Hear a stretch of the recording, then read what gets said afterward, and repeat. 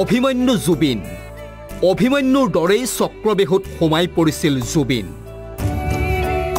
সৰ্বশান্ত যেন আজি জুবিনৰ পৰিয়াল জুবিন হেৰাই গ'ল কিন্তু জুবিন হেৰাই যোৱাৰ ৰহস্যবোৰ মাথো ৰহস্য হৈ ৰ'ল কি হৈছিল জুবিনৰ লগত আজি কাৰোৰে ওচৰত নাই সঠিক উত্তৰ মাথো চৌদিশে ঘূৰি ফুৰিছে বতাহত বিয়পি থকা কিছুমান খবৰ জুবিনৰ পৰিয়ালে আজি জুবিনৰ নাম দিছে অভিমন্যু অভিমন্যু চক্ৰবেহুত সোমাই পৰাৰ দৰেই জুবিনকো সোমোৱাই দিয়া হৈছিল এটা চক্ৰবেহু যি চক্ৰবেহুৰ পৰা ওলাই অহাৰ বাট বিচাৰি পোৱা নাছিল জুবিনে সকলোকে বিশ্বাস কৰিছিল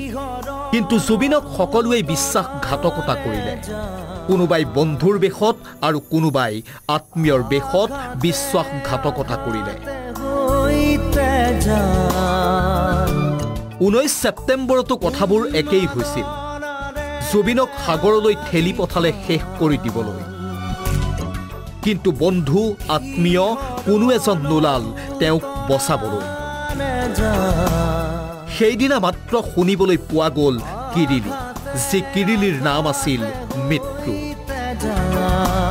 ককায়েক হেৰাই যোৱাৰ দুখবোৰ পাহৰিব নোৱাৰি এনেকৈয়ে আক্ষেপ প্ৰকাশ কৰিছে ভগ্নী পামী বৰঠাকুৰে অতি ৰহস্যজনকভাৱে তেওঁ লিখিছে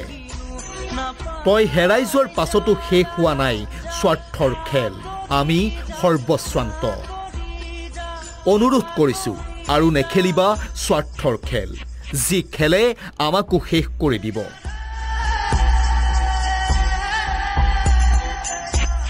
এতিয়া সকলোৰে উত্তৰ জানিব বিচৰা প্ৰশ্ন এটাই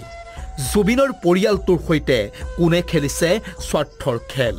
যি খেলত বন্দী হৈছে জুবিন আৰু জুবিনৰ পৰিয়ালটো